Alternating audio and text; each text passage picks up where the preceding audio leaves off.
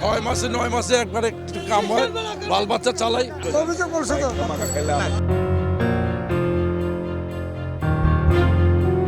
না আমি তো হলে তো কেন এমনি তো ঠিক না এটা। কাউন্টারে আপনার লেখা 200 টাকা, ওনারা চাচ্ছে 500 টাকা। 56 বছরের পুরনো হল মতিঝিলের মধুমিতা। সারা বছর ফাঁকা থাকলেও ঈদে দর্শকদের উপচে পড়া ভিড় দেখা যায় হলটিতে।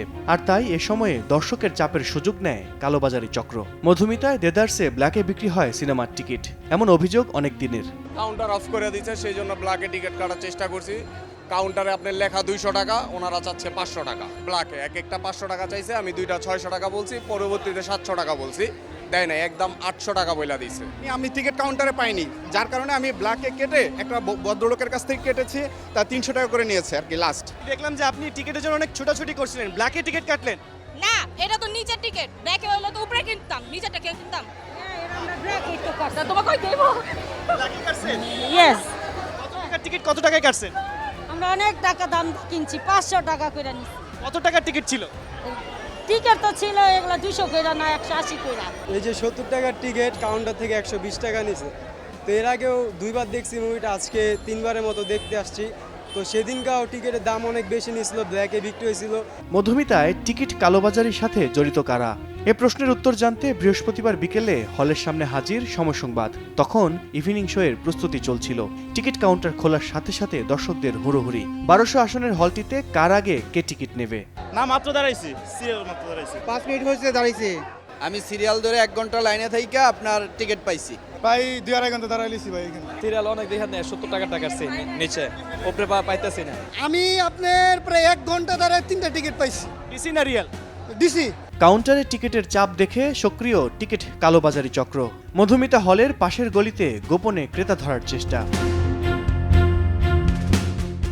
টিকিট আমরা বেশি না ভাই, আমরা টিকিটই বেশি না। ফুটেজ আছে এবং ভুক্তভোগীও বলছে, এই যে আমার সামনে একজন বলছে। না দেন, আমরা টিকিট লই নাই, আমরা টিকিট বেশি না বাবা। আপনার কাছে কেন আসছে? ওরে কইছে আমি লই দেবো একজন হাতে লই দেবো। ঘটনা ঘটার পর আপনি ব্ল্যাকে কেন বন্ধ করতেন? না রে ভাই, 6 মাসে 9 মাসে একবারে কাম হয়, বাল বাচ্চা চালাই। আপনি খাবেন? আরে বাবা, বাল বাচ্চা চালাই, বুঝেন না আপনি?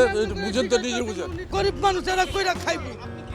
আমি পেটের টিকিট দেখতে আইছি, ছবি দেখতে আইছি। না আমি তো হলে তো কেন এমনি তো ঠিক না এটা। আপনি ব্ল্যাকের হয়ে তর্ক কেন করতেছেন? না বেলা করে টিকিট কিনলে তর্ক করতেছি বাবা, সেটা তো গরিব মানুষ, সেটা তো পেটে লেগে করছে, সেই কারণে বলতেছি বাবা। ঠিক আছে, আপনি ব্ল্যাকের টিকিট বিক্রি করেন, কিন্তু আপনি এরকম এগ্রেসিভ কেন হচ্ছেন? আপনি চেতে দিতেছেন কেন? না না সেটা না, কেন চেতনি? আমরা বেলাকে কিসের টিকিট বিক্রি করবো? আমরা কেন টিকিট বিক্রি করবো? এই যে উনি তো বলতেছে আপনি বেচতেছেন। না মধ্যে বেশে ছেলে মেয়ে শুধু গরিব, তো এই জন্য আমার বাবা ভাঙ্গা। সময় সংবাদের ক্যামেরার উপস্থিতি টের পেয়ে সরে যায় চক্রের কয়েক সদস্য। কথা বলতে চাইলে জড়িয়ে পড়ে তর্কে।